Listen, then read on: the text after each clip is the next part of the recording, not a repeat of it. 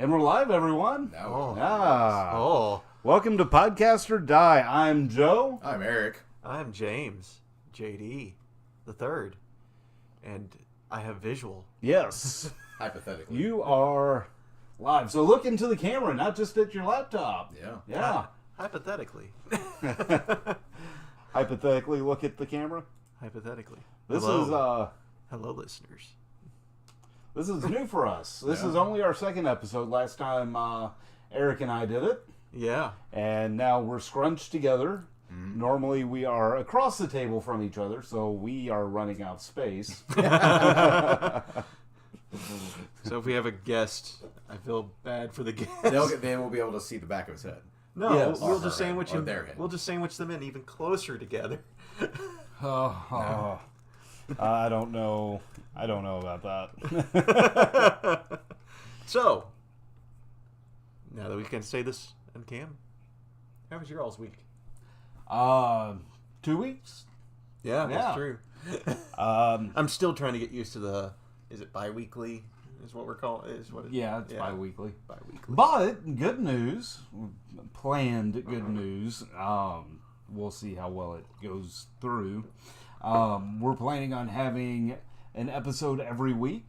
Not of Podcast or Die, but we'll have the Adventures in Podcast starting on next week. Then we'll have Podcast or Die the week after. Mm-hmm. And then hopefully we will have a Problem Consistent after that. What are those rascals up to now? Yeah, I wonder. That's the plan. Hopefully it goes through, time permitting, right? So that's kind of what we're looking for. But we'll see how it works out. But other than that, spending 12 hours on editing Adventures in Pod.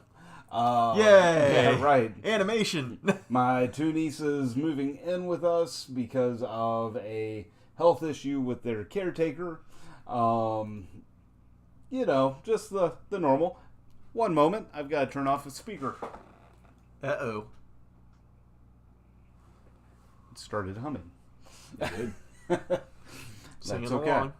Right. But other than that, at work, I am pretty much... I don't want to say bored because that makes it look like I don't do anything. Not used to the lighter workload. We'll put it that way. Because, I think I've mentioned it before previously. I was, managing the department for the most part. Right. But now we have an official manager, and all of the meetings and everything else I used to be involved in are now his. Mm-hmm. So I don't have to do as much. You don't have to be the slave driver Right. that you are. Right. And so We can say that because we work for you. with me. Hosting. For him. Yeah, okay, they're my employees that don't get paid. That was an option? Yeah, No. right? Not until we Supposed to get get fucking paid. What the hell? not until this channel can become profitable. Yeah. So good luck with that. We've got 28 subscribers, and if you like our content, don't forget to like and subscribe. There it is. We would really appreciate it. Every little bit counts. Yes. Hint. We're not looking to make money though. No, this is mainly for fun for the It's been fun. I mean, three of us to get together and just hang relax, shoot the shit. out. Yeah. And just hang out. Well, I mean, the thing with me though is and I know you all both agree wholeheartedly and stuff, is the fact that it gives us a platform to get creativity out. Oh, yeah, absolutely. I mean, never before this had I ever thought, about graphic design. Right? But everything inside of the Problem Consistent and the all of the graphics you see inside of Problem Consistent and Adventures in Pod, I've created. That's very true. From scratch. Yep. Now, the sounds, not so much. We need a sound guy. But What are you looking over here for? JD. But that's kind of been my tangent.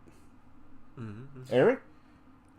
So nothing really on the business front besides the fact of the next venture, as far as career, is coming up very, very soon, which would be this upcoming Monday, the 3rd. So I'll be able to, on the next podcast, talk a little bit more about, like, professionally what the next venture is. Other than that, I have been, kind of gearing up for that, being a life career change. That being... Kind of. Right. I don't want to say too much because I Right. don't want to, put too much out there because I'm just kind of rolling with the punches. That being said, as far as content, I was telling JD earlier that I was able to check out a couple of movies, check those, or be able to view those. There's been 3 that I've checked out on streaming services. One that I was really kind of I was inviting viewing for it, being that it is called A Knock at the Cabin. Mm-hmm. Mm-hmm. Not really into biblical movies. I mean, I checked out that martial art movie called Passion of the Christ, where they beat the shit out of him. But Martial art movie? that's what I look at it as. Wow. Yeah, Well, what do you think of Shyamalan? it's hit and miss with me. I Is mean, this- he drops candy, like being, he calls him Twist, but it's like, ooh, he's candy. But I guess this movie would now, as far as him being a director, if I had to put him in order as far as my top 3, Knock at the Cabin definitely is in the top 3.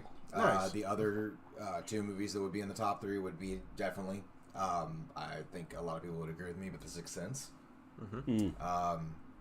Because that was my first venture into Shyamalan. I hate saying it like that. Shamalama Ding Dong. Yes, right? What a twist! The second one would definitely have to be the movie with Marky Mark. Oh gosh, I can't remember that Yeah, one. it's not the Transformer shitty movie he did. It was a movie called The Happening. Oh yeah. Yeah. Yeah.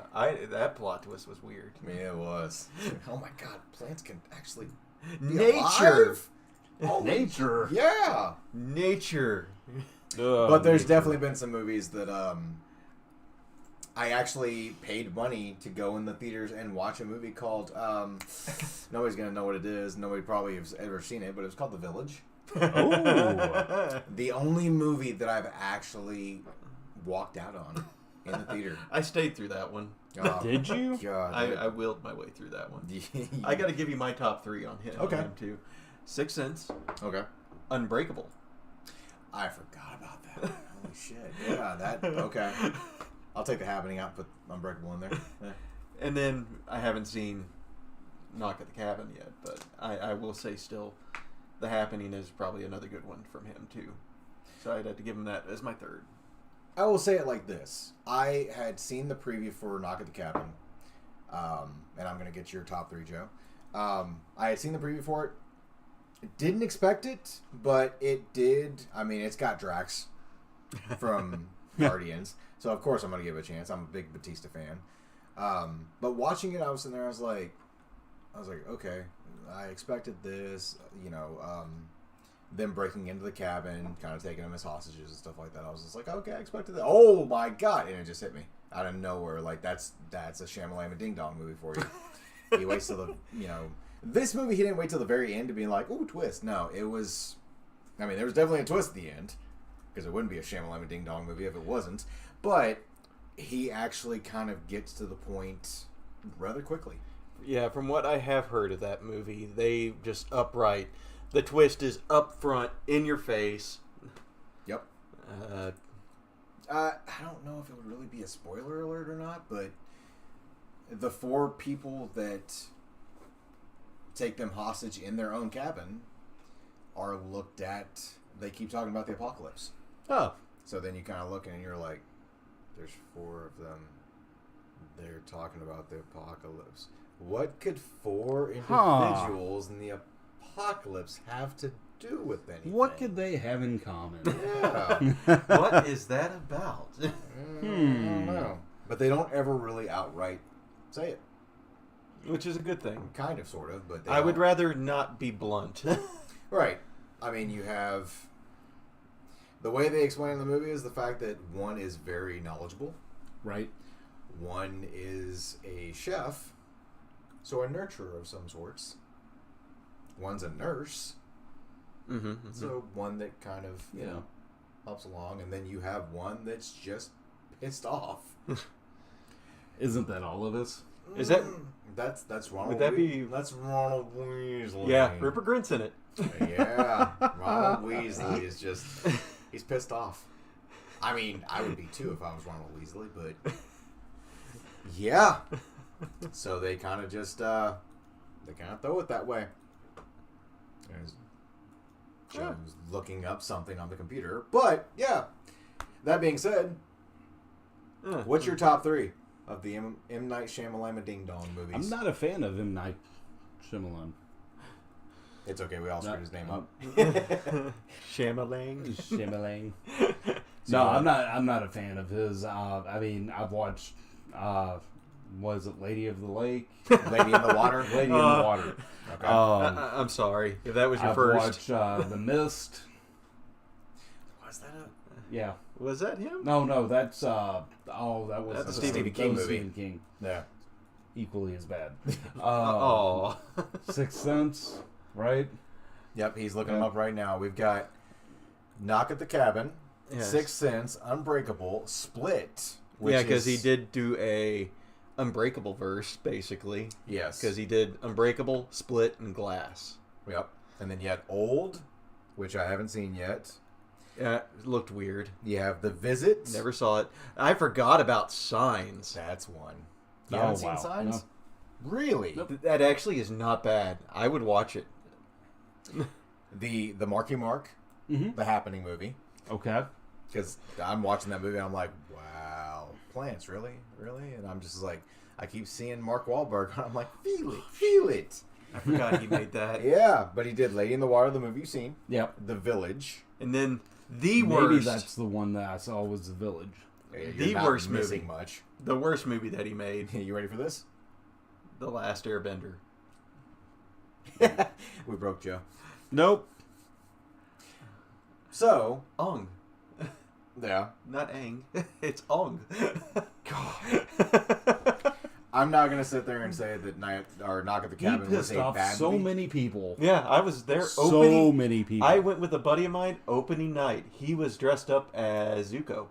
Oh no. He was so fucking sad. I knew I could. I felt the break. As someone that's a fan of the Avatar cartoon, right? Me too. That's horrible. Like, You spend all that time cosplaying for this, and you're so excited, and then you sit down and watch this movie. right.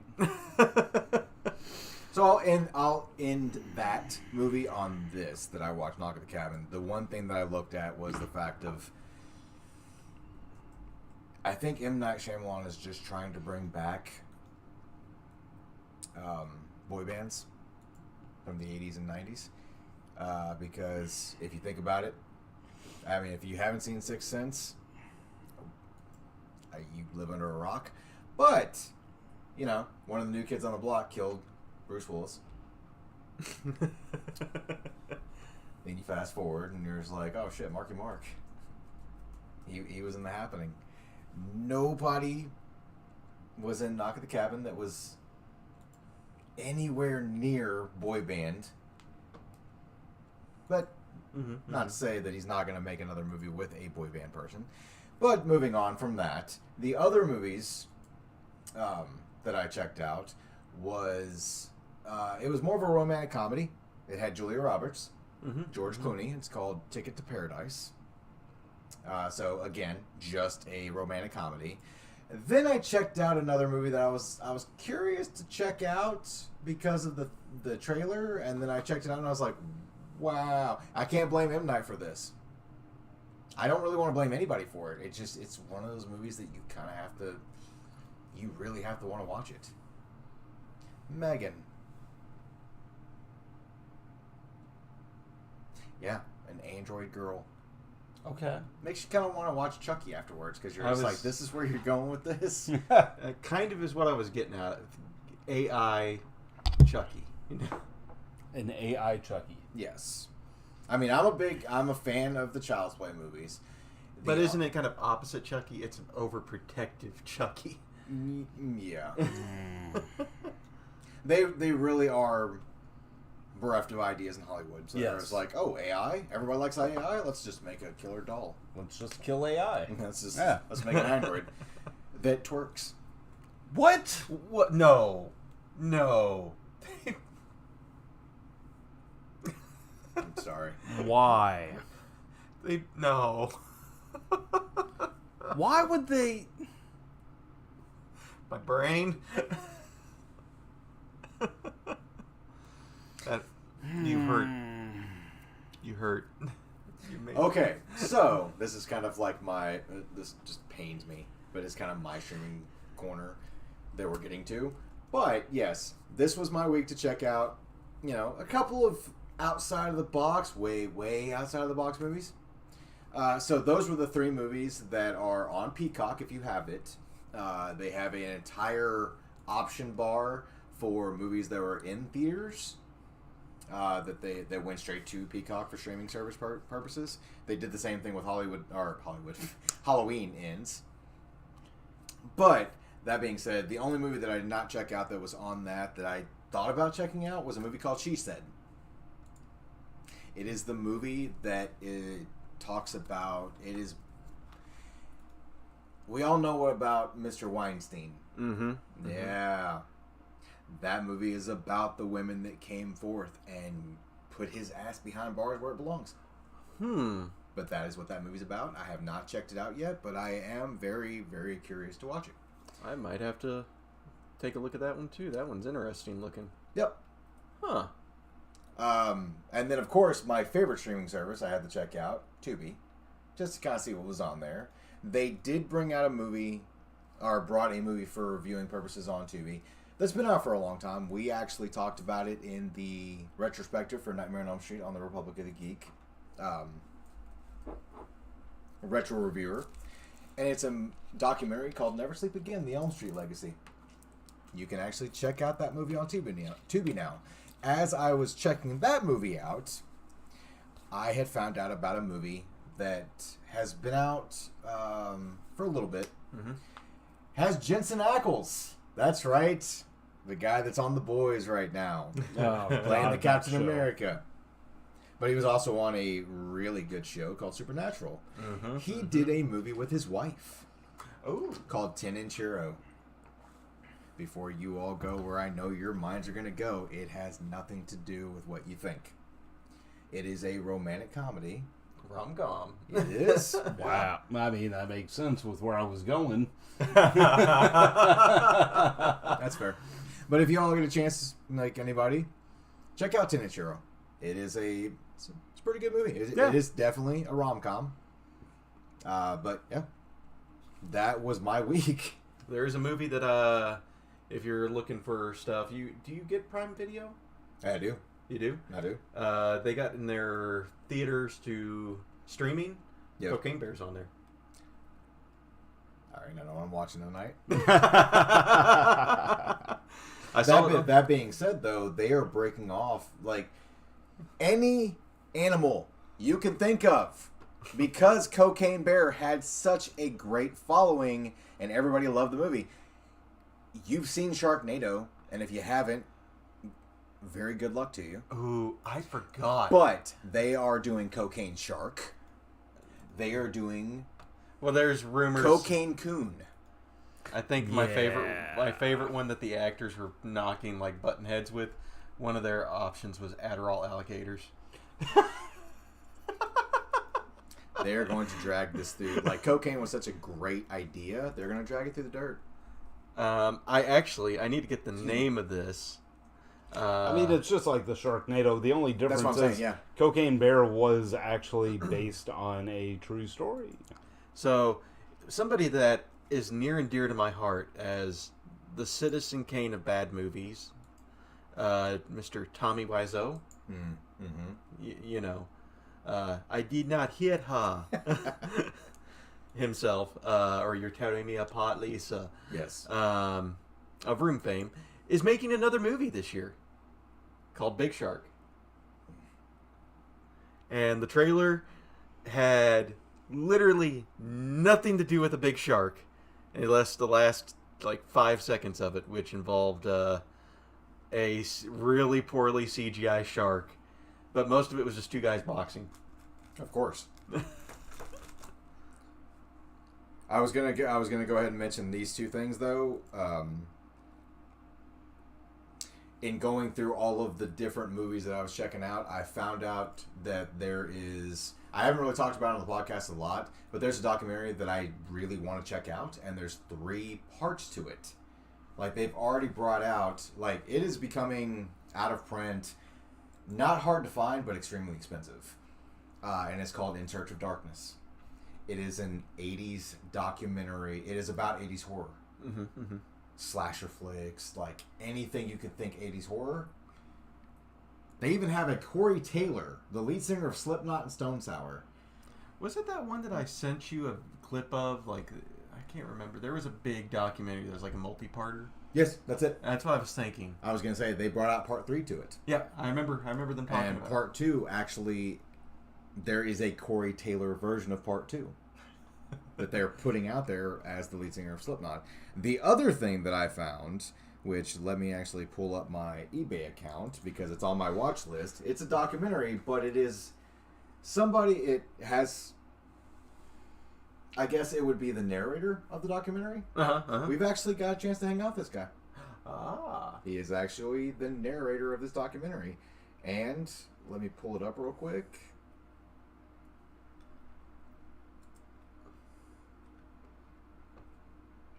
I will say, while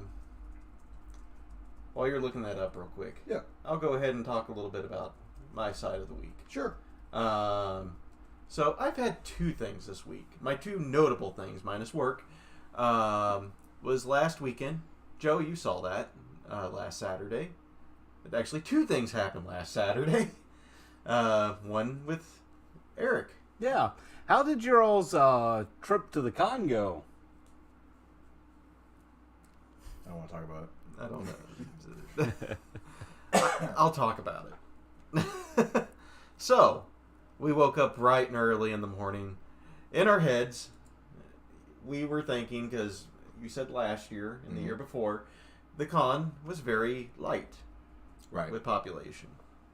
Apparently this year was when all the post-COVID crowd sat there and said, fuck yeah, let's go. So we got all the way down there.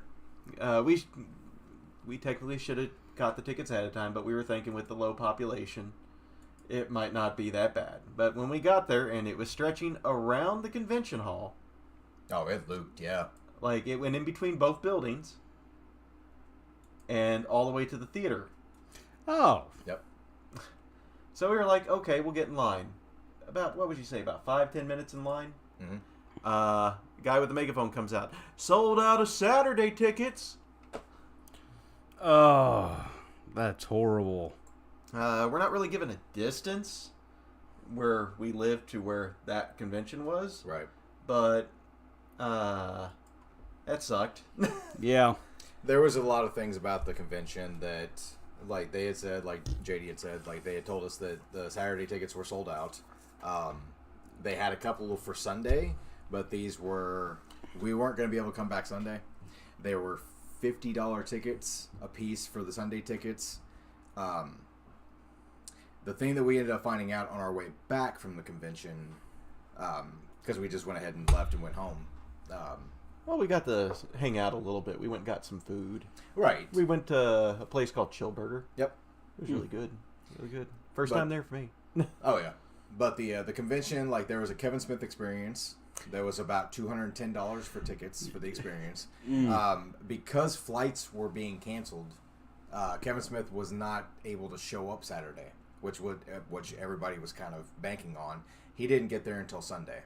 I think him and Jason Lee also, they were fighting all night long to catch a flight to Louisville. Oh. And they got there. They had to re-establish tickets for the Kevin Smith Experience that everybody had paid for and everything like that. There was a lot of cancellations right as the day of. Did you look at Kevin Smith's Facebook page? Mm-hmm. He made a post on Sunday. It was him and one of the other people that were there, Sam Raimi. Yep. The picture was Raimi like yelling at him. He's like, "I was so glad to be directed by Sam Raimi today." They had Sam Raimi there. Ted Raimi was there. Basically, a good bit of the original Power Ranger cast, almost. Yep, they were there. Oh wow. The Blues Cluesiverse was there. Speaking of which, Yep. did y'all hear the new movie that's coming out for Power Rangers On Netflix? Yes. Yeah. Yes. Which is going to be interesting to see what they do with Tommy. Yeah. Oh, they've already mentioned. He I think originally in the trailer they actually sit there and show they've already talked about the Yellow Ranger. She's already passed away. Mm-hmm. Yeah. Because they're following the storyline of her daughter. The Pink Ranger did not do this one. I was One told. of them. Yeah. One of the Pink Rangers, but not Amy Jo Johnson, not the original. Yeah, she said that she felt like it'd be kind of awkward for her with her age. Yep. Which I can kind of understand that. Right. Getting some spandex back on. There was a fantastic short film, indie film that was done on YouTube. Was it that one that was dark? Oh yeah, That was really fantastic. Cool. I was okay with that one. That one, that's how Power Rangers should have ended up. Well, did you hear what happened in the comics that they're working on? No. That have the original Power Rangers in it? No. They did a huge plot twist in it. Apparently Zordon is the villain. Oh, I did hear that, yeah. Which apparently the way they did it made sense. He seems like he's doing good, but it's like the equivalent of too good. Well, like I said about Here, the convention, I'm here to they help. had all of the Power Rangers Let me there. help you help yourself. Oh, you're a danger to yourself. Let me help you help yourself, not be a danger to yourself. Pretty much. Yeah. Well, like I was saying about the convention, they had all of those. Since Tommy, Jason David Frank passed away, Yeah. his daughter was there. Oh, neat. So she's actually growing up in the... she's trying to be an actor. I think her first name is Jenna. And she was walking around. She was fangirling out as well. Really? She was walking around taking pictures with certain people. Yeah, I JD's just pulled pulled up the... I pulled up the list here. Right. So, notables, if you were a big fan of voice actors, one of the voice actors for Vegeta, one of the voice actors for Gohan, the guy who originally voiced the animated X-Men, Wolverine. Right. Cal Dodd was there. For the meme, Yep. I can't say his name, but the guy from Ancient Aliens. You always see the meme of him going, aliens.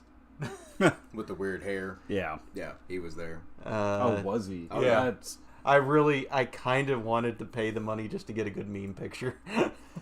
He actually did take one because also that was there. I don't think they really promoted it on their page with all the actors and everything like that. But they had a full-scale built piece that was the character Rancor. They had the built Rancor and they had the built Basilisk from Harry Potter. Yep. Wow. Which is really cool. But the guy that was in Ancient Aliens actually took a picture with the Rancor. I'm okay with that. Like I said, Sean Patrick Flannery was there. Yeah, from the Boondock Saints. Like I said, Steve Burns was there. I kind of wanted to get a picture with Steve Burns. That was the guy we talked about, Steve Burton, the guy that voices Cloud. Yes.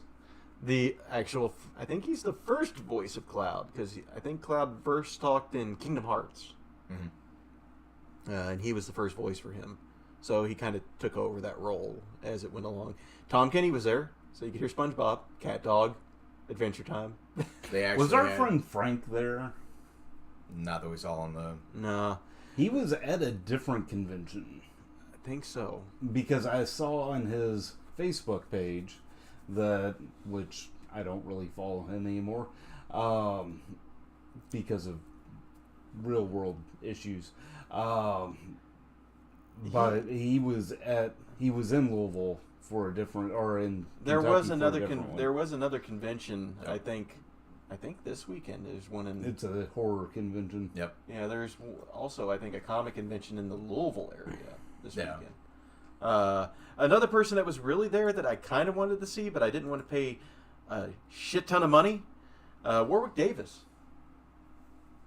Huh. Okay. But he was the most expensive person there. Besides Kevin Smith. Yeah. The one I'm sad that I didn't get, and I understand that I would have had to have gotten tickets ahead of time and everything else, is when we went to Scarefest. Right. And Bruce Campbell was there. Mm-hmm. Mm-hmm. That made me sad that... Hey, bud, there's always this coming year. I was going to say, like, the horror con that we were talking about that was in Cincinnati, the same weekend that Lexicon was, had Bruce Campbell as the main star. Like, he is continuously doing the horror convention circuit. Like, he never stops doing that. And he will probably pop back up again in this area just because I see him probably starting to promote during the cons this year and next year for the new Evil Dead movie. Use that $100 you tried to give me earlier and get me give me a ticket to get a photo op. Thanks, guys. Yeah, right. Thanks. The thing about it was, like I told JD, that the horror conventions that I want to check out this year, like Christy Swanson, who played the original Buffy. Yeah. Not Sarah Michelle Gellar from the TV show, but the original really cheesy comedy movie that came out. Like, she's doing conventions now. I actually showed him a convention. Stop trying to pocket the money. I showed him a convention. It's that's not even up. real anyway. Yeah, right. I was showing him a convention that's coming up with a guest of Melinda Clarke. I really want to meet her badly because she was in Firefly. She was in Return of the Living Dead Part 3, and she was also in Spawn. That's one of the actors or actresses that I really want to meet badly. But the guy that I was telling you about, there's a documentary that just came out called The History of Metal and Horror. So it's talking about metal music and horror, how they go through and everything. Michael Berryman is the narrator. Oh, nice. So it's really cool to actually see him still Love doing Michael Berryman. Right. He was great. He is fantastic. He gave us like the longest talk that I've ever had with like an actor. Right. Well, you remember when he saw us, he saw the backs of our shirts, and he approached us. We didn't approach him. He was on his way back from the restroom. Yep. We need to update our shirts at some point. We do. So for those that don't know, we've got shirts that have our podcast's old name on it. And then it has Joe, Eric, and JD printed on the front. So we were walking around literally with our names on it. And people were wondering who we were. Yeah, I had actually walked away to do something. I think it was to buy like a horror themed shirt. And the guy you were talking about, the author, you had stopped at his booth and was just talking to him and stuff, and he kept saying your name. I was like, how does he know us? And I had forgotten. Because every person that we approached, every person we approached, we'd be like, oh, hey. And I'm sitting there like, that's really weird and cool at the same time for them to know our names. Well, everyone kept on asking us if we had a booth. Right. With 28 followers, we don't have a booth. However, you can change that. It is only $150 for a booth, normally. Right. But, yeah. If you want to donate, send us a super chat. I don't think we qualify for that. Or just, subscribe and get us more subscribers. Yes. Yeah. Yes. Refer all of your friends and family to us, except for the wee ones. We're not a safe podcast. No. Fuck no. There's why is that explicit tag down there in the right? There's no such thing as bad words. Bad intent, but not bad words. Right. But my other thing that happened this week. So as you two know, I did get myself a exercise bike. The not a Peloton. Yes, the cheaper Peloton. The cheaper not Peloton. Really nice. I mean, it has that same type of system. So, since we didn't do the con last weekend, I decided I'm going to try to beat one of my challenges in one day. So, I have some smaller challenges that I hold on to, and I had this one that was 34 miles, and I got it done in one afternoon with a mixture of walking and using that bike. Very nice. So 10 miles on foot, 24 miles on bike. Congratulations. This is one of the... I know seeing on your on the internet, like you had posted a couple pictures of new medals. Mm-hmm. Was that one of them? Yeah, it was the Rome. Gotcha. Which is probably one of the prettiest looking medals they've got. I have to kind of promote that. It's a group called Conqueror. Yes. The Conqueror Challenges, I think, is what the whole group is. Highly recommend them. They're fun. The medal that I got was the Rome Challenge. It's a good beginner medal for people that are just trying to get used to the thing. And it is probably one of their prettiest looking medals. Right. I mean, you saw that picture. Yes. Yeah. I like that picture. Yeah, I'll bring that next time. Okay. Every time you I'm still working on the Lord of the Rings part dose. Right. Every time you get a medal, you should bring it in, and we should have medal corner. I could probably get away with that. Right. Speaking of getting away, are you done with your week? Yes. Okay. Speaking of that, yeah. This episode was brought to you by Audible. With more than 400,000 audiobooks to choose from, there's always something to listen to. If you're looking for a great audiobook to listen to, we highly recommend Annihilation. It's a gripping tale of mystery, suspense, and horror that will stay with you long after you finish listening. Annihilation is a must-listen for fans of science fiction, horror, and suspense. The first book in the Southern Reach trilogy. It follows a team of scientists who are sent to investigate a mysterious zone called Area X. Area X is a place where the laws of nature don't seem to apply, and the scientists soon find themselves in danger as they try to uncover its secrets. The audiobook of Annihilation is narrated by Carolyn McCormick. Carolyn's performance is excellent as she brings the characters and the story to life. She perfectly captures the tension and suspense of the book, and she will keep you on the edge of your seat until the very end. So get your copy of Annihilation on Audible today using audibletrial.com/podsquad1 and listen to the book that inspired the 2018 motion picture of the same name. Thanks, Audible. Yeah, the movie got based off it. You should remember that one, maybe. Yes, vaguely remember it, but I'm just grateful that it's not Mortal Kombat 2 Annihilation, because that movie was just plot shit. twist. Yeah, right. What about Nick Cage Annihilation? As long as he stays in character. Yeah, I was going to say, that's every Nick Cage movie. So, you know what else annihilated Nick Cage? What? A cage of bees around his head. Not the bees! See? And him too. Like right. JD too. I'll let you read this one. Okay, Nick Cage, the great Nick Cage, would stay in character between shooting scenes of his newest movie, Renfield. It's Nick Cage. Of course he's going to stay in character. Of course He's always in character. He always is a character. Every single time. Even the older he gets, the better he gets. Because if anybody remembers, Nick Cage was also in a movie called Vampire Kiss. I'm really hoping Renfield does not play out the same way. Because again, that movie was shit. Sorry, Nick. But Renfield director Chris McKay, who also directed the Lego Batman movie, The Tomorrow War. Which I heard that movie was not bad. The Lego Batman movie was actually pretty good. Oh yeah, Lego Batman movie was amazing. Revealed to Insider that the actor, whose dedication to his performance has become legendary, would stay in character even when the camera stopped. Tiger blood. Yeah. Dinosaur DNA. You have to remember, this is Nick Cage is playing Dracula. And Dino DNA. To stay in character as a fictional character, but it is what it is. Whatever scene we did, he would still be 100% living in the attitude after we stopped shooting. McKay said, Dracula, just think about that. While promoting the movie over the weekend, So if he had a little frosty, so if he was a little frosty in the scene, he's going to have a little bit of that between takes, but still up for whatever we were doing. Grumpy vampire.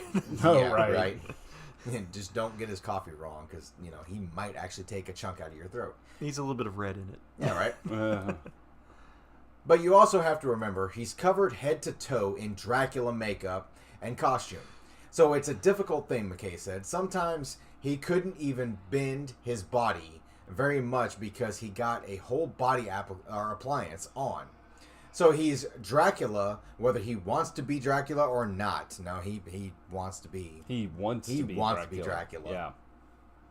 This is hardly the first time Cage has engulfed himself in a character he plays. Back in 2016, director Paul Schrader told Insider how the actor convinced him to allow his character to channel screen icon Humphrey Bogart at the end of the movie Dog Eat Dog. He's playing Dracula and he's doing movies called Dog Eat Dog. The dude's just hungry. Feed him something. Give him a bagel. The same year, actress Wendy...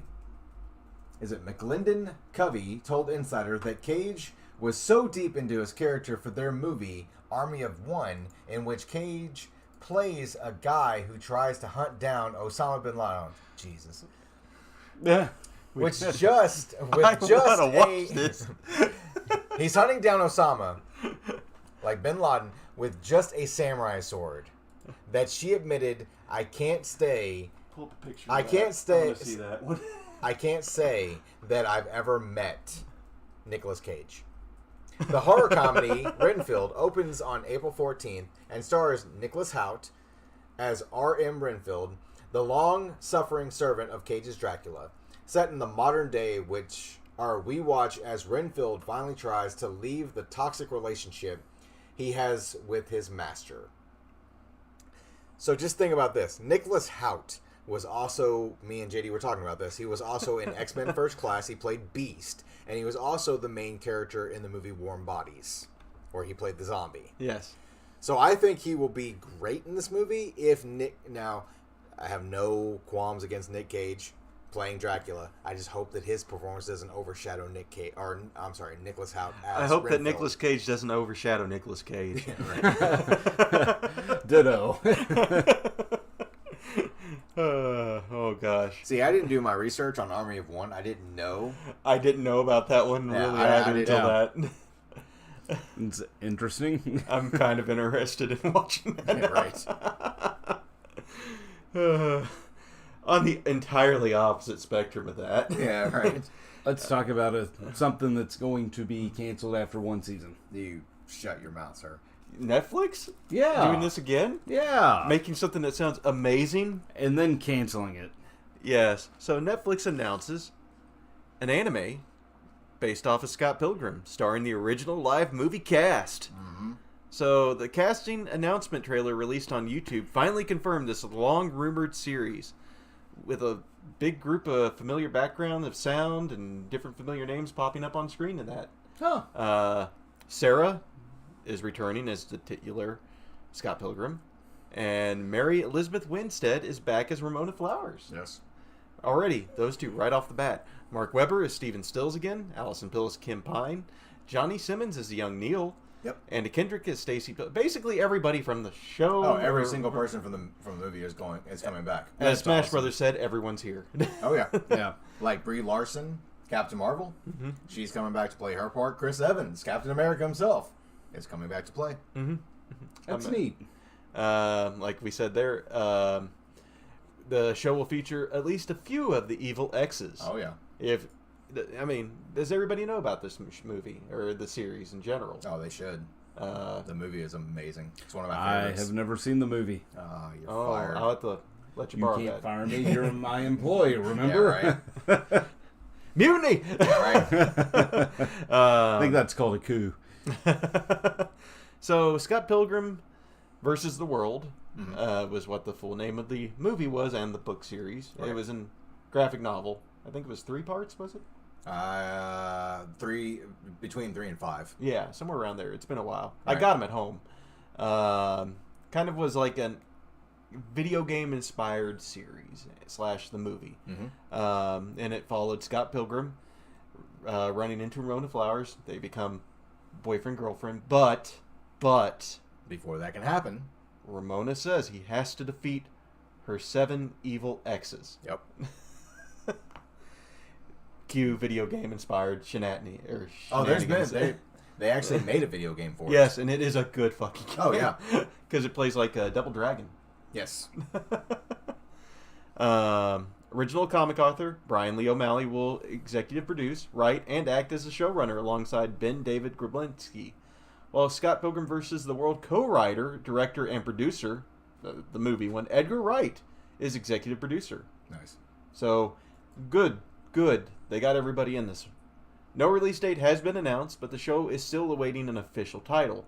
But the trailer does promise that it is coming soon. Yep. Nice. I love the fact that they got Jason Schwartzman to come back and play his character of Gideon. Like, Gideon is the Main villain. he's King Koopa. He's the main guy. He is the end all be all villain and the most powerful. I mean, that Michael Cera has to fight off. spoilers for the arcade game, like the beat 'em up game that they made. Mm-hmm. His last level is just a rip of the what was it, the Cosmodrome or whatever? Yes. It took me a second. I think it was called the Drome from Teenage Mutant Ninja Turtles. It was just great. Yeah, there was a lot of, especially in the movie, there was a lot of references to other, like there was a lot of Easter eggs in the movie and everything. But, Got to get a 1-up. Oh yeah. Like even in towards the end of the movie and everything like that, whatever action he took gave him something else. Like he would either get the power of love, right, or standing up for himself, or whatever. So there was always that thing, and he also collected a 1-up. He actually reached up and grabbed one. So if he was defeated, he had one more shot. It was the pinnacle of kind of a teenage of that era of, what was it, early 2000s? Oh yeah. So it kind of had that it was just screaming early 2000s. Nice. I did enjoy it at the very, towards the tail end of the movie or whatever. They would always talk about in the movie the NECA version. Oh, I think is what Nega Scott. Yeah. Scott. So they would always have to, it was a very Mortal Kombat thing that I saw where you would have to face against yourself. Yeah, Nega Scott as in Evil Scott. Yeah. Yes. And they actually brought that up. And the funny part of the movie, I'm figuring everybody's seen it except Joe over here. But the thing was, they had a bonus level where they go Nigga Scott, and then the next scene you see him walk out together. He's like, "Oh yeah, try that burrito, man. It's a great place to go. We should go over there and hang out." That's something we should stream. I think one day we should stream the full game. I mean, I'm down for it. It's a co-op game. Yeah, It's like old school beat 'em up. Like I said, remember the Teenage Mutant Ninja Turtles arcade game? It's that. It is literally just that. Huh. Okay. And it is a good way to get your cliff notes into that. I'd probably want to watch the movie first.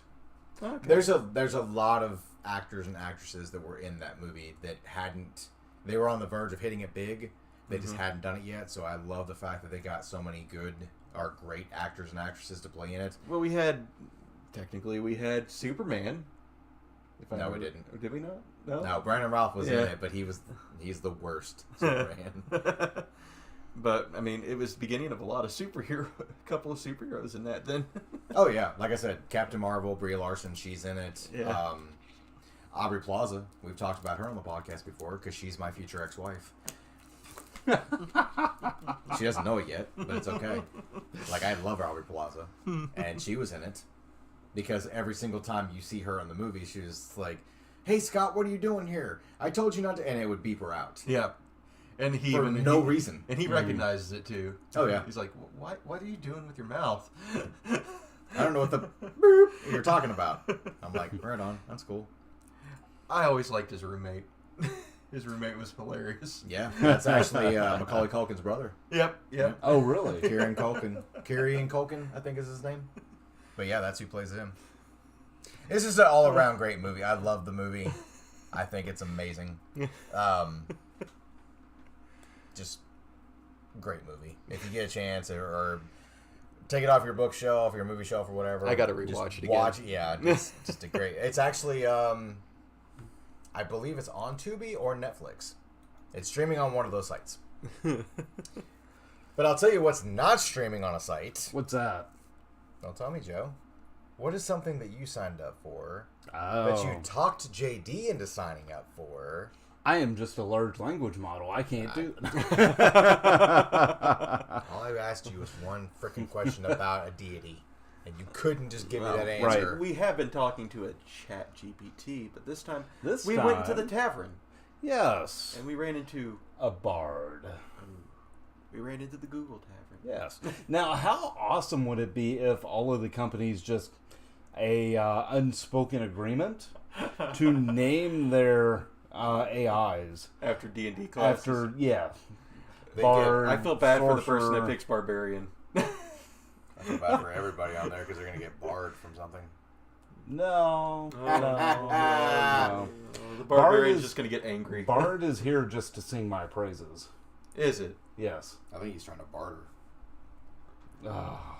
Yeah. So tell us about So, it, yeah, Joe. please. So, I'm running out of shitty jokes. yeah. You are a shitty joke. Wow. Wow. I kind of want to uppercut him and see how many coins come out of this. Well, it won't be coins, but... Wow. Okay. No. Just start Stop. talking. So Google Bard, I actually asked it to describe itself. It describes itself as a large language model, also known as a conversational AI or chatbot trained to be informative and comprehensive.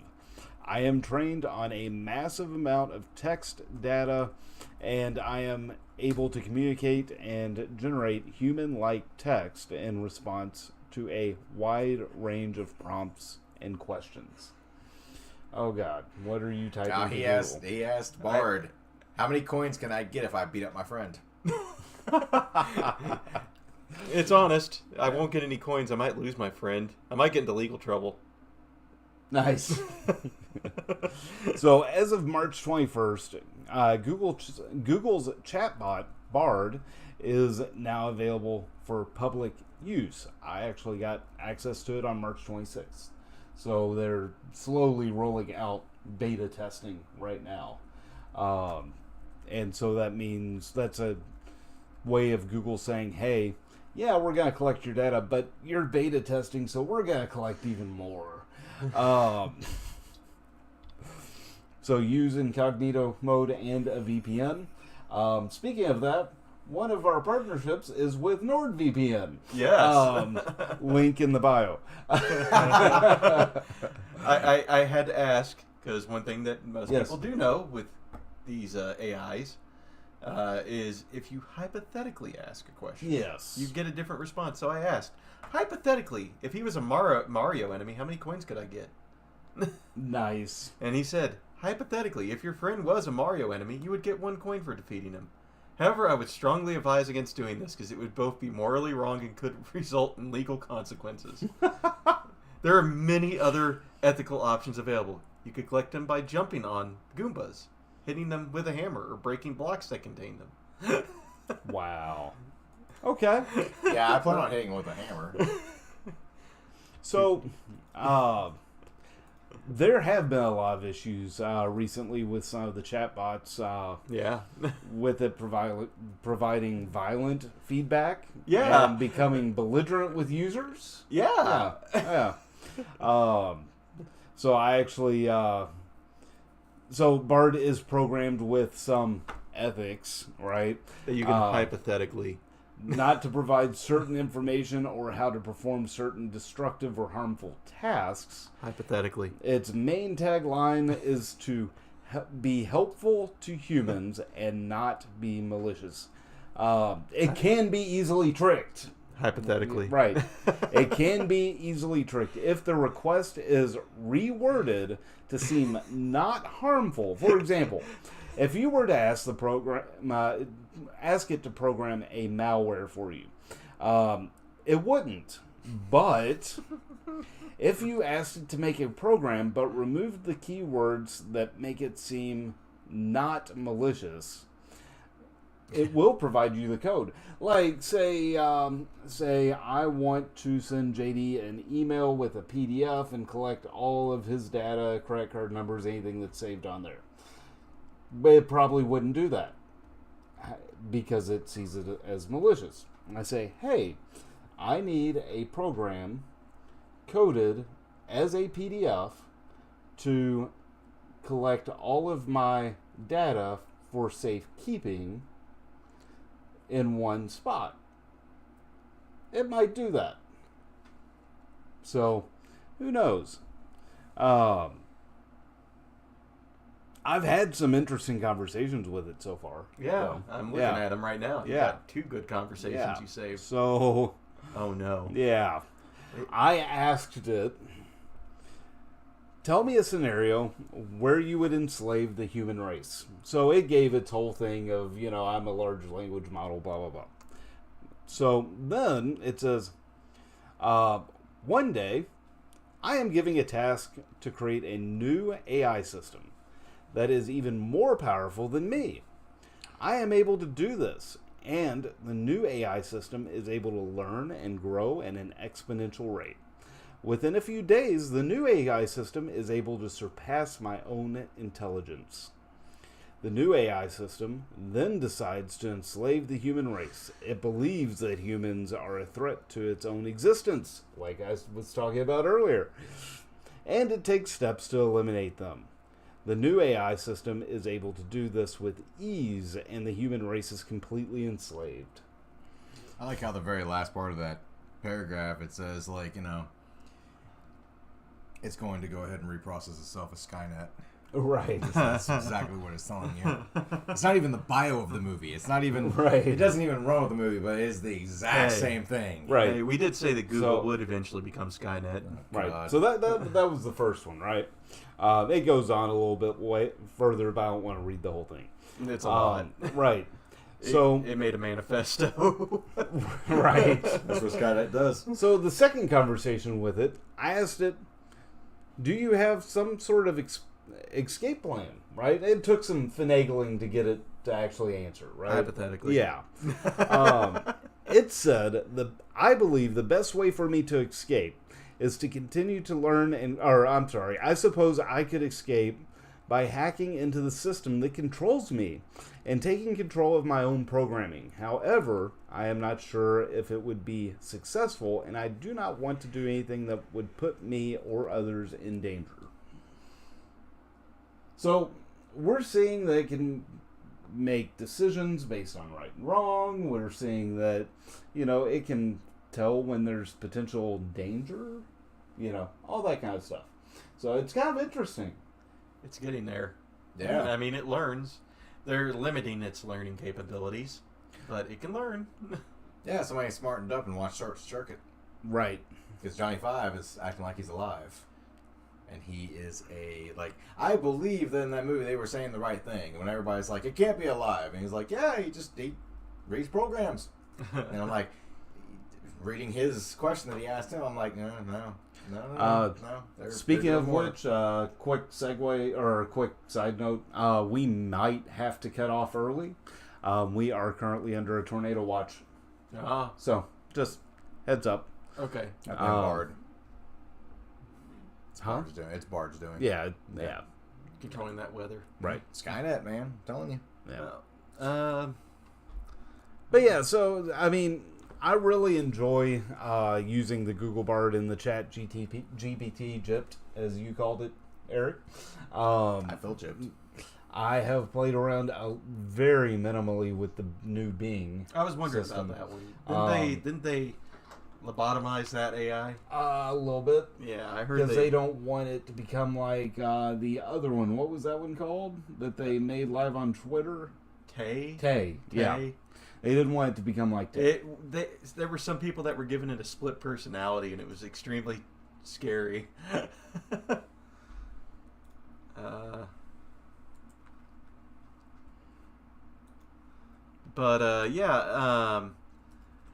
I think we should move on a little bit here at this point.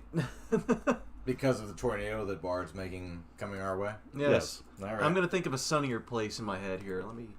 Let me think here. hot, nice, cool, nice weather, beachfront. Australia. Australia's great. That's not life. That's a knife. So, you would think America would have done this first Oh gosh. with technology. America.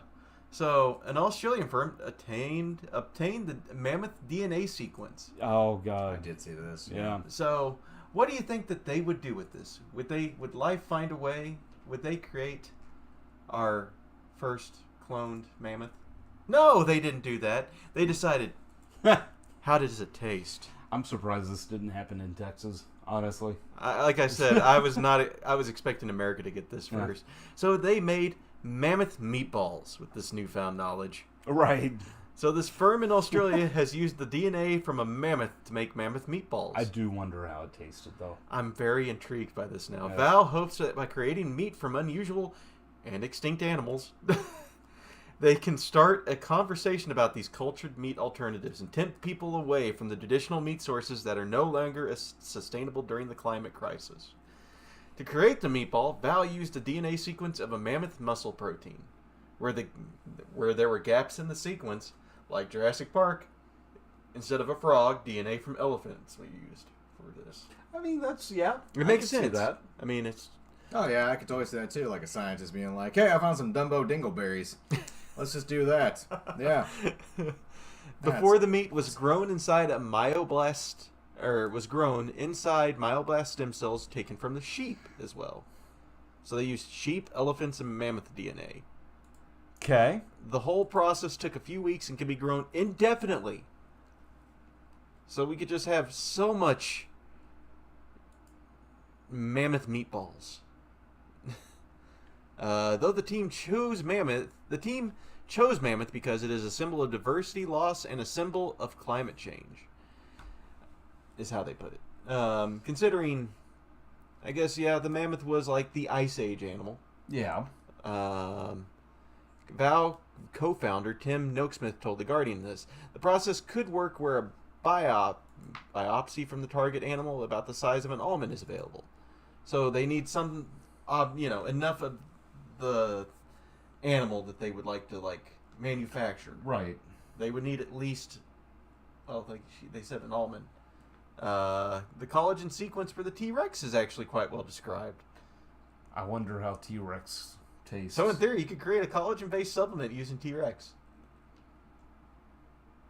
So they made a T-Rex. T-Rex lasagna. So we're dealing with Skynet and Jurassic Park now. That's awesome. Yeah. At the same time, which one will win? Now you can think about this. We go to, Universal and go to Jurassic Park. Now they could have Real dinosaurs. raptor burgers. Oh, yeah. Or Triceratops ribs. It'd be the Flintstones.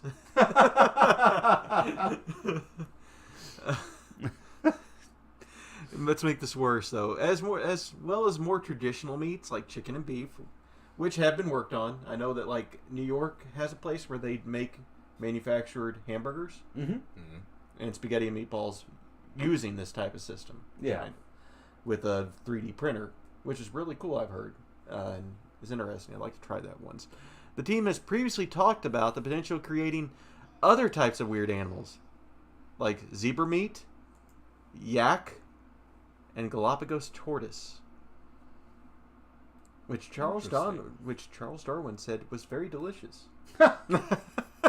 Of course he did. As I would say here, we cue Jurassic Park's famous words from Malcolm. Your scientists were so preoccupied with whether or not they could, they didn't stop to think if they should. I don't know why, but when you said yak, I thought Ren and Stimpy. That's the only thing that popped in my head when you said yak. Yakety yak, don't talk back. Happy, happy, joy, joy. Yeah, right? It's log. But Run over your neighbor's dog. I don't know what to think about that. Yeah, I right. mean, it explains itself pretty well. And it's just, no, why? Right. I do have to add another. We have to add our next thing here to this, though. So, do you want to go over this one, Joe? I could, I guess. So, FTX founder punished by the court to house arrest without League of Legends. It's just, I got to sit there and say, basically the court Grounded grounded this guy. Yeah. Right. No video games for the summer. Go to your house and no video games. Right. Basically.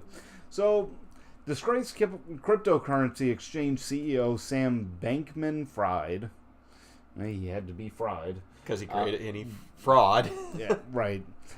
Just moved into a new circle of personal house arrest hell. Until now, the former head of FTX has enjoyed a relatively cozy at-home arrest with his new guard dog. Hold on. You went a little head. Yeah, there. I did. Oh, yeah. At-home arrest at his parents' $3.5 million plus Palo Alto home. Nothing big. Nothing big. Just a modest home. Spending his days playing with his new guard dog, writing long-winded Substack posts. There you Wow, go. I cannot read tonight. About how FTX was actually still solvent at the time of his arrest, and so on. Basically, bullshitting around.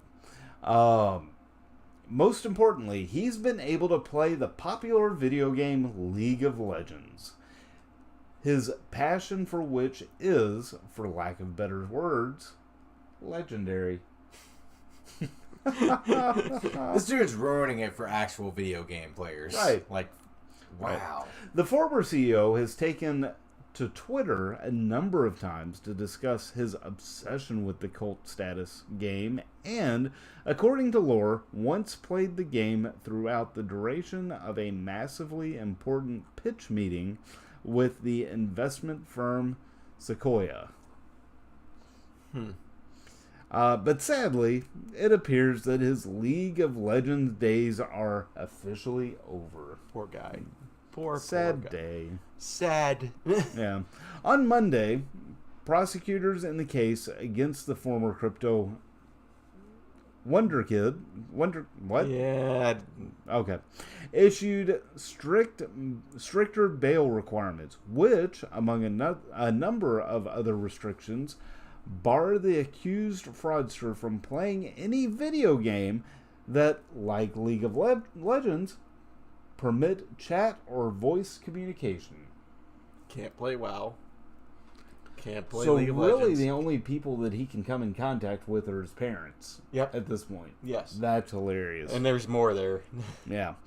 The new court-issued guidelines also restrict the founder to the use of a single court-issued laptop. Lol.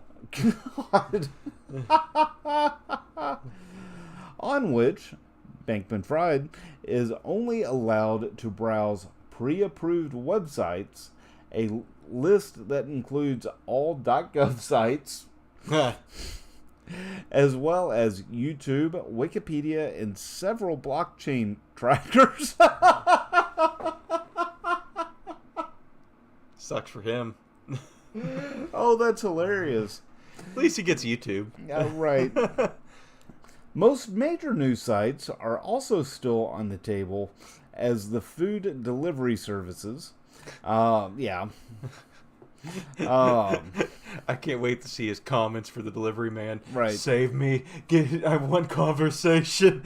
Just come inside for a minute. Can you talk? Right. I will give you $1 million to have a 10-minute conversation with me. Cool. Let's see here. A bright spot on a dark day for the DoorDash That is a Bachman Fried. Yeah, that is a internet lingo. Okay. Standing. I'm not hip on the... I don't know much about that one either. Yeah. His smartphone has also been taken and replaced with an Uncle Sam approved flip phone. Woo! Although I knew they would come back. I've heard they're making a comeback. We'll get back to that in a minute because I have some words for that and for a couple of other trends that are happening right now. And although his parents, who are both Stanford professors, are allowed to keep and use their personal devices freely, their son is not to access them. And all visitors to the house have to agree to hand their devices over to security guards upon entering the home. Not worth it. Not worth living, or not worth visiting him? Or No. Okay. Yeah. I'm not saying that my main lifeline is my phone, because it's not. If he were to offer you $1 million for a 10-minute conversation, but you had to give away your phone for that 10 minutes. Oh, yeah. In a heartbeat, I would do that. Okay. So you're not completely against it. Yeah, but no. To, like, go over and visit or whatever, like, I don't know. Right. So let's talk about these flip phones. Yeah. And about the other disturbing trend that I've heard real quick. So the first thing is that there has been a TikTok going around where someone is saying, hey, you know what we should do? We should make an invention where everyone in the house has one singular phone they can use. You know, I mean, something like a landline. Yeah. But whatever you do, don't hardwire it to any computers, because Right. you don't want to sit there if somebody has to take a phone call. Right. You don't have to yell at them because you lost connection. So the other one is Gen Zers, right? I'm not huge on the generational thing or whatever, Right. but this is just how I've heard it phrased. Are wanting a break from the screen time, right? So they don't want a computer in their pocket anymore. Okay. They're going back to flip phones. That is just weird to Like, me. seriously, they are ditching the smartphones. So millennials Yeah. are the last group that are going to potentially actively use day-to-day, like daily drive smartphones. Now, yeah, I feel like 5 years down the road here, then they're gonna sit there and be like, "Yeah, let me get my beeper back out here again." right. What's wrong with that? Nothing's wrong. Maybe I've still got mine. You do without trendsetter. service. Yeah, that's true. You're gonna become a trendsetter over So- here again. Sorry, it just blows my mind that things are going in reverse now. We're See, gonna be for beating one- people with the Nokia again. Yeah, right. My Nokia brick phone. What'd you think of the? I sent a picture to them in our group messenger of ancient fossilized Nokias. Yes. Yeah. And I bet you they still turn on too. Yes, Oh, yeah. probably. Absolutely, they still turn on. I still have my AC adapter that goes to my phone, to where, I mean, as long as you have the ports in the walls and everything like that, you can Yeah. plug it in. I mean, you can still give a battery, the chance to, and then turn it on and everything like that. But I'm going off what JD said. In 5 years, I'm thinking that what's going to end up happening is they're going to sit there and go, "Oh man, that was a stupid idea. Right. Like, I really want my smartphone back." Or whatever. Maybe not, because they're just tired of the screen time. They see it all the time at work for 8 to 12 hours, depending on your job. I mean, you stare at a screen enough time, for as long as you can. Yeah. I mean, it eventually happen. Like at my workplace, no matter what position I'm in at my workplace, you've seen that. Mhm. I'm staring at a computer screen. Oh yeah. Even the physical, like heavy physical activities at my workplace, there's a computer screen right next to me. Yeah. 'Cause everything is almost automated now. Like I said, it's a lifeline. Yep. There was a movie that I checked out on Netflix not too long ago called Jexy.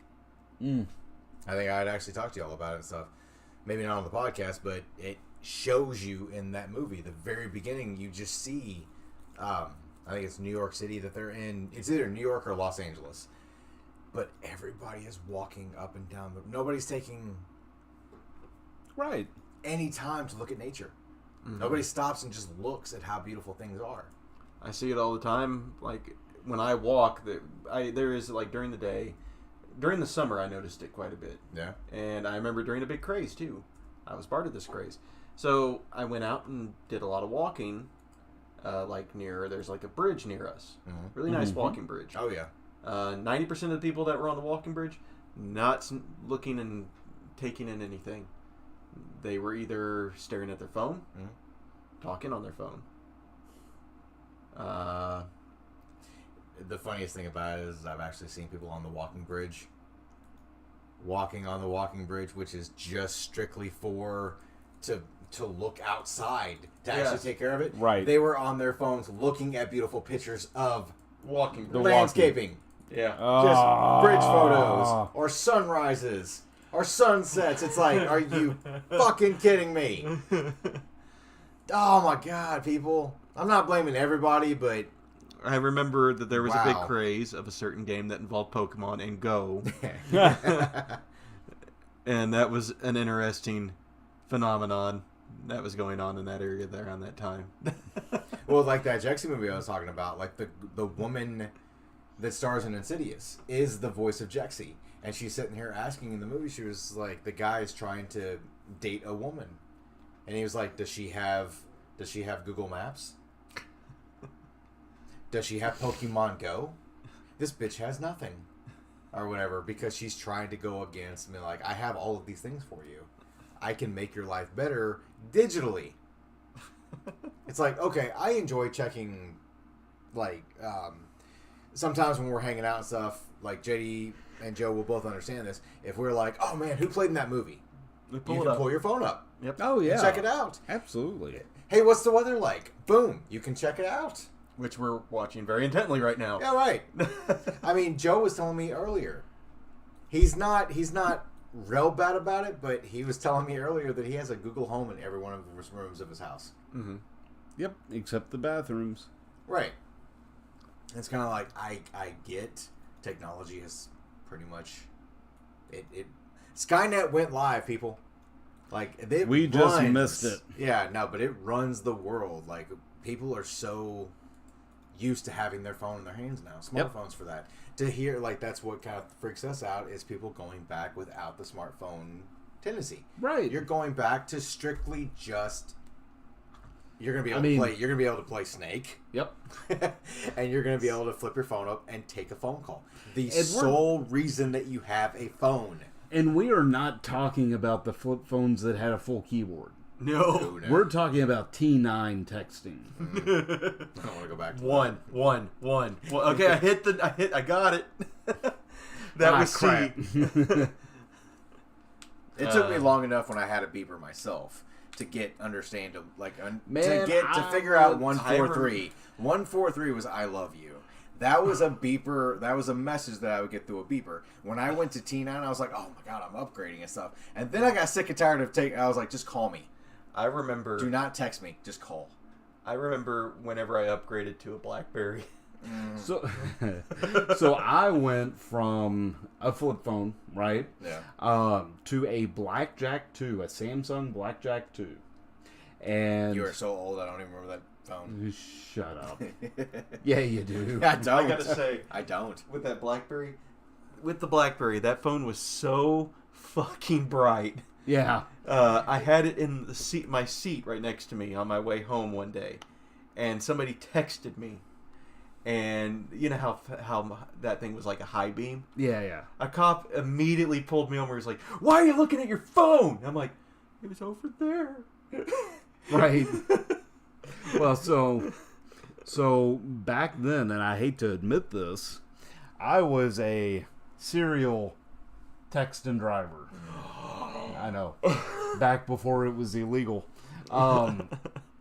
Which I know was a stupid thing to begin with. So whenever I went from T9 dialing to a physical, like, full QWERTY keyboard, like, I could respond to you while driving within 2 seconds. See, here's my thing. Not that I am saying do that. You're vouching at all. for it, yeah. Yeah, I am. Yeah, I am not abdicating or advocating for that at all.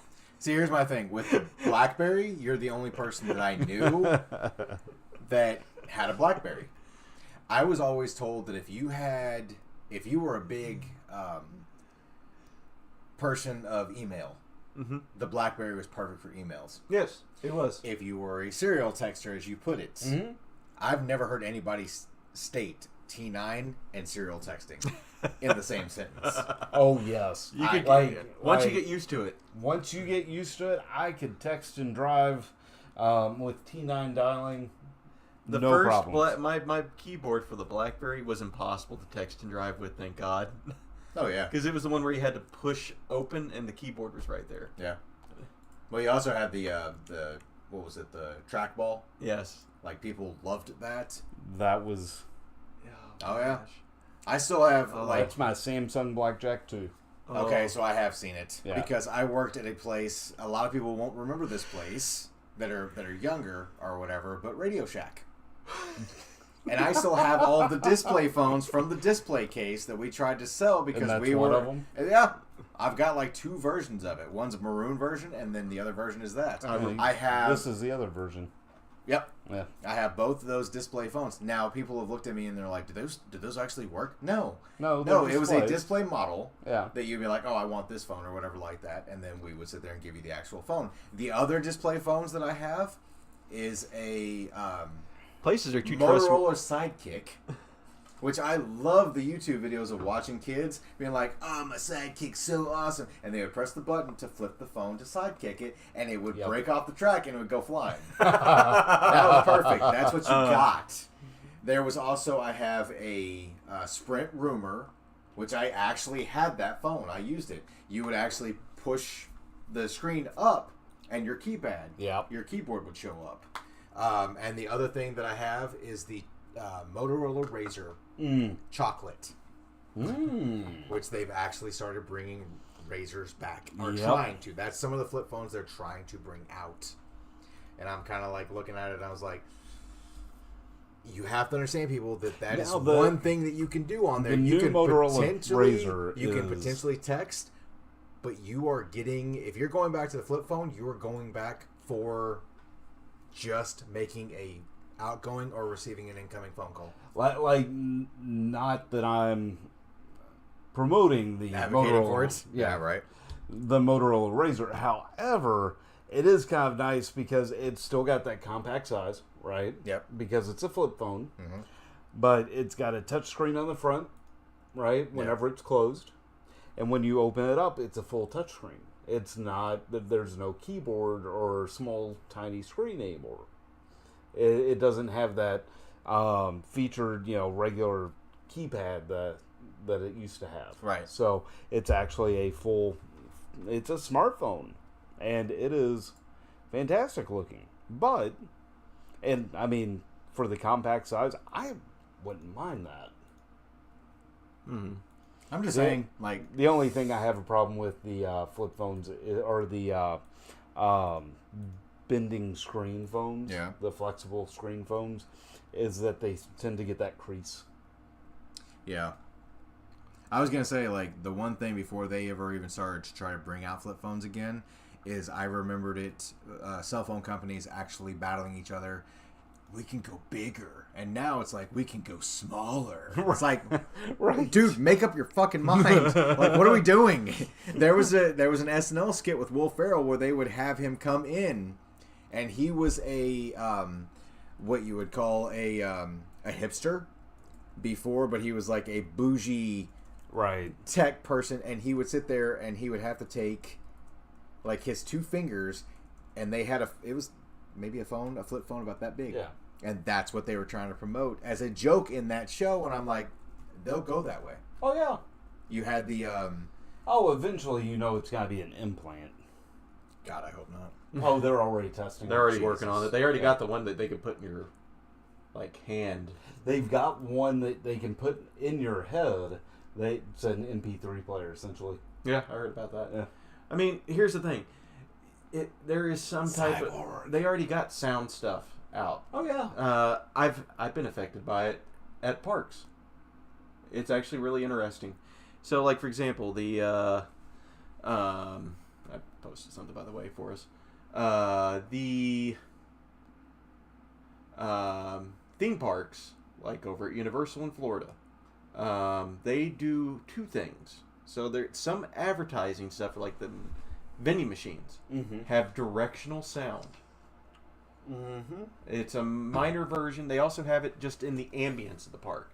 So one thing I've noticed is going from, like, they have an area that's based off of old comic and, like, Rocky and Bullwinkle cartoon stuff. Okay. And immediately into that, you go into Jurassic Park. Yeah. The sound, literally, you can walk. There's a bridge between the two. Mm-hmm. You can literally jump from one part of this little bridge to the other part of this little bridge. Sound is instant change. Oh, yeah. So, Holiday World. They do it too. They do it too.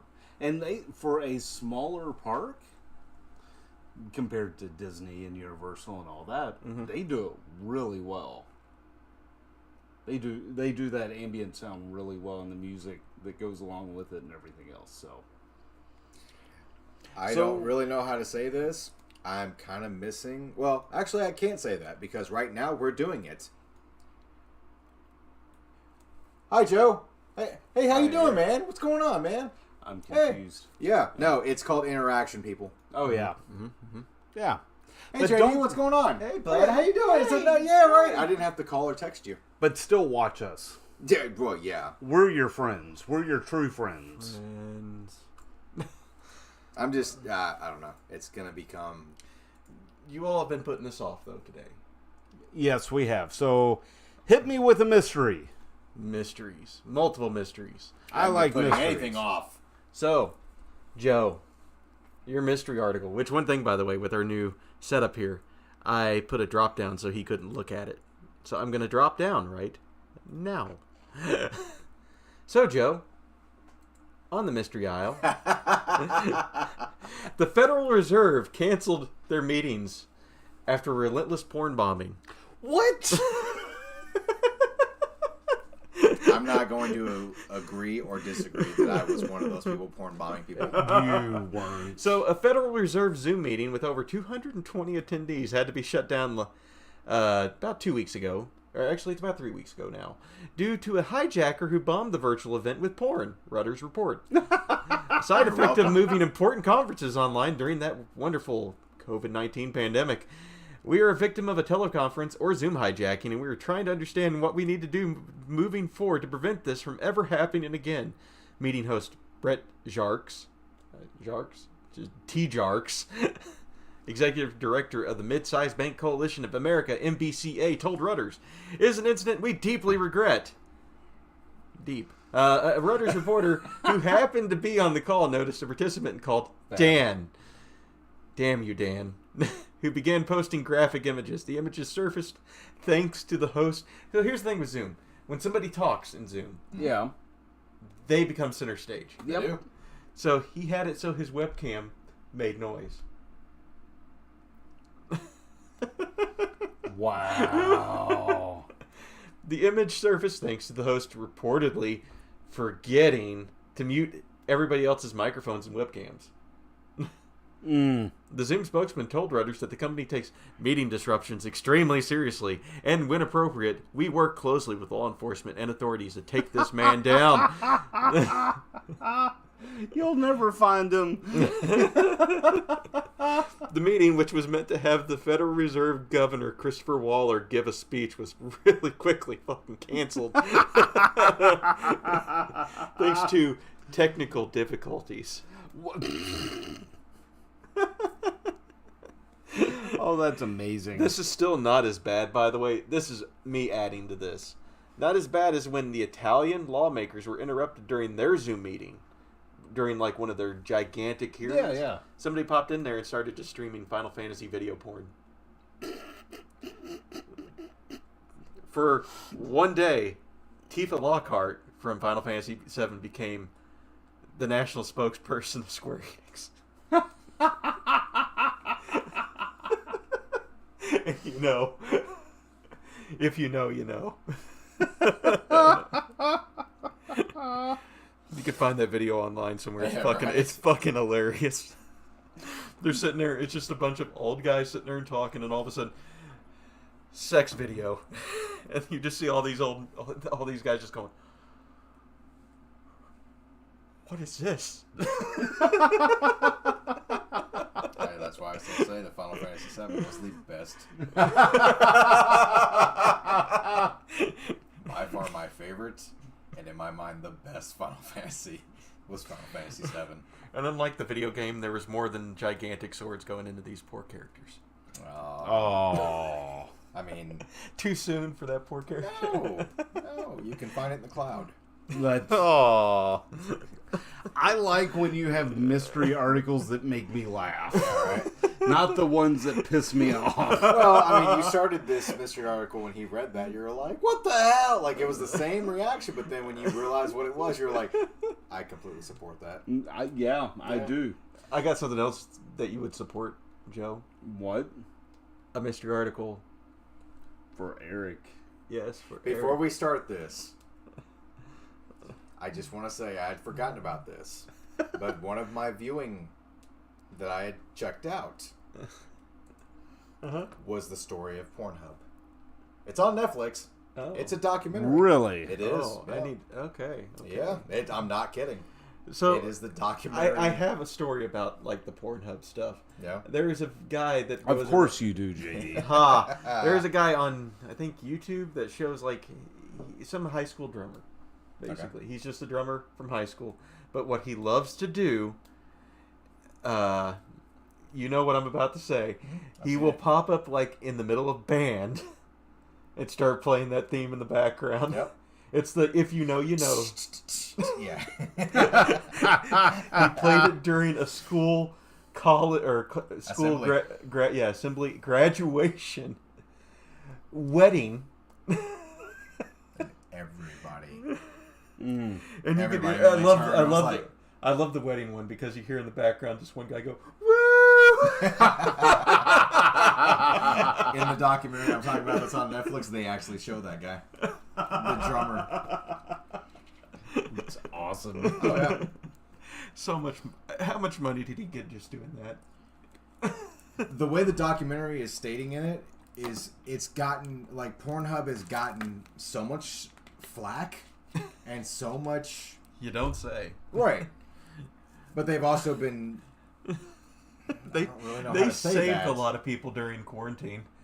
Yeah, but I was going to say, like, so many people got shit on for it. And I'm like, ah. But now when you go to Google, you don't, they're so popular. It's the first 5 to 10 videos that pop up in your search. There was Really? a short, You might not even have to sit there and, like, you won't even put the video in. for a short It time when pops up. YouTube had heavy censorship Yeah. for like videos for streamers and stuff like that. They went to Pornhub and made channels on Pornhub just to play their games. Wow. Yeah. But the mess up thing about the documentary, it states that the people making the content, the original people, the original content creators are not getting paid. That's why they're so mad. They're not getting any payment for it. So They can't get any monetary kickback. I bring up with the quarantine thing again with Pornhub. Did you know that they had their pro subscription? I forget what it is. Pornhub. Why are you looking at me? I don't know. Yeah. You watched the documentary on it. I mean, yeah. It was like You're the expert? I don't know. I'm gonna feel awful saying this joke. Like we have YouTube Red, what Pornhub White. Oh. I'm sorry. Yeah, Hey it's fine. Eric, let's go with your Yeah, mystery. right, please. Yeah, I'm Okay. okay with this. Your mystery article. Yep. Go ahead. Scientists investigating why clowns are so damn terrifying.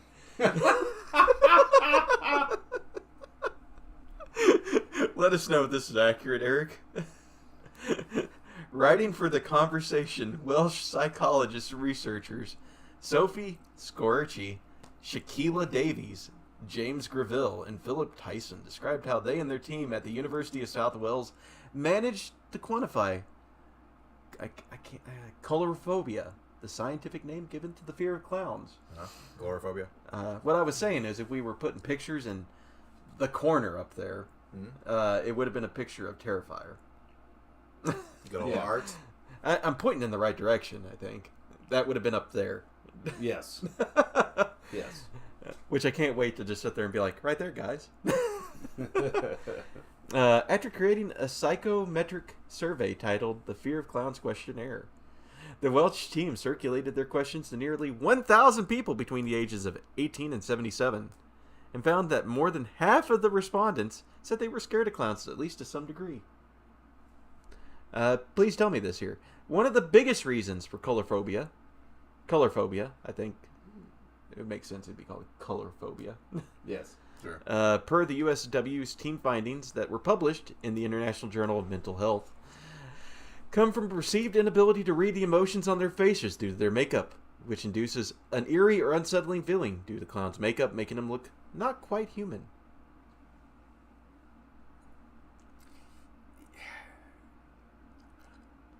It would have been a great thing in the corner to show Terrifier, because a lot of people are scared of that clown, because you can't, with his reactions and his makeup, he can go from extremely psychotic to very, like, just a malice face. Mm-hmm.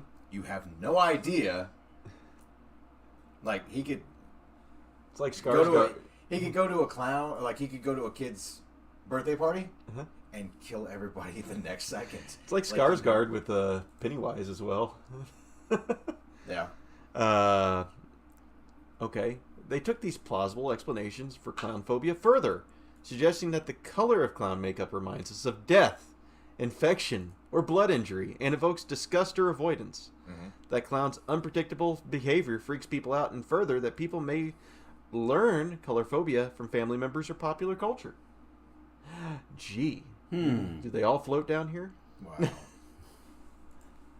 While 53.5% of respondents indicated they had some fear of clowns, only 5% of the people who took the questionnaire the researchers wrote said they were extremely afraid of clowns. Interestingly, the incidence of color phobia seems to increase among people who have had other phobias, including those who said they were afraid of animals, blood, injections, and flying. They also discovered that this phobia decreased with age, which again matches up with research into other fears. Is that true, Eric?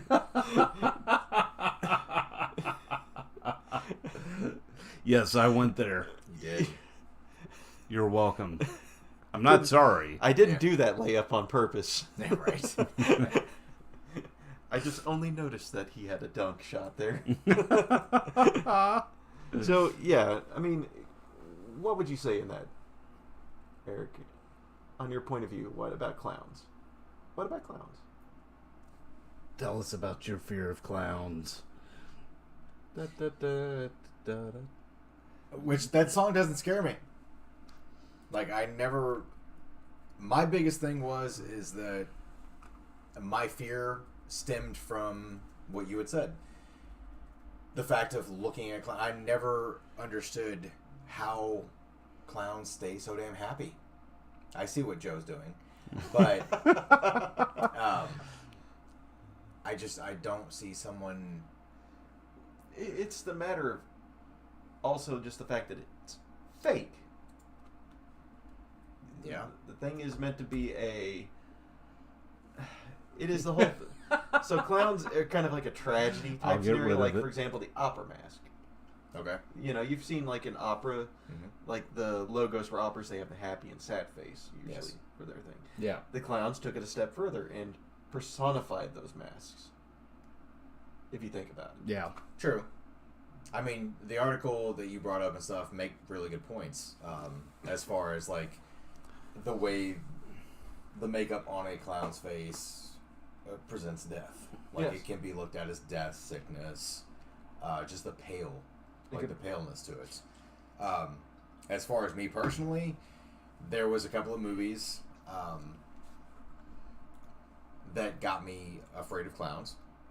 But there was also a time where me and my dad were together driving down the road, and there used to be, and I mean they're still around, vans that clowns would buy that showed what they presented if you wanted to hire them for parties, for kids' parties. Most of them, or you'll still see those type of clowns show up to children's hospitals. Yes. They will show up for that. There was a clown I did not realize. It was a female clown with like a pink wig on and a very white, almost pale like clown makeup on. Mm-hmm. She saw that me and my dad were driving down the road. We were stopped in traffic and realized there was a little kid. So her immediate inkling to go towards, she was like, "Oh, I'm dressed as a happy clown. There's a little kid. I can bring joy to him." So she immediately starts like trying to get my attention because I was in the passenger seat. I look over and lock eyes with her, and she has the white gloves, Yes, and everything, and she starts waving at me. I immediately look at my dad in a catatonic state, and I'm like, "You're the fuck out of here!" Like, I don't know why she keeps smiling at me. Doesn't matter how big your smile gets, I'm not gonna sit there and smile back at her. Right. Like, it's not gonna happen. So it became traumatic for me. Like, it traumatized me. The other time, my mom had when works used to do picnics, they still do it. Like, Yes. they will bring picnics, and they brought the Coasar's clowns, like the Coasair Children's Hospital, or just the Coasair people. Well, they usually have very older type of people, relics, I like to call them. And I'm talking about the guys. They're so old, they're relics. They will dress up in their Coasair Shriner gear, but as a clown. One tried to give me a balloon. He was like, "Hey, little kid, here's a balloon." I kicked him in his balloons. And he looked at my mom and was like, "Why is your kid so mean?" She was like, "It's not you, it's who you're dressed as." So, people still have that. I think we're gonna have to wrap up because it actually sounds like it's getting bad out there. Yeah, it yeah. does. And I have to drive home. So, So do I. as always, like, comment, and follow our Facebook and Instagram, Republic of the Geek. If you like this podcast, support us through our Anchor page, anchor.fm/podcasterDie, as well as through our Twitch channel, Republic Geek. And don't forget to follow us on YouTube. Every little bit helps. Also, Our Twitch channel. our Twitch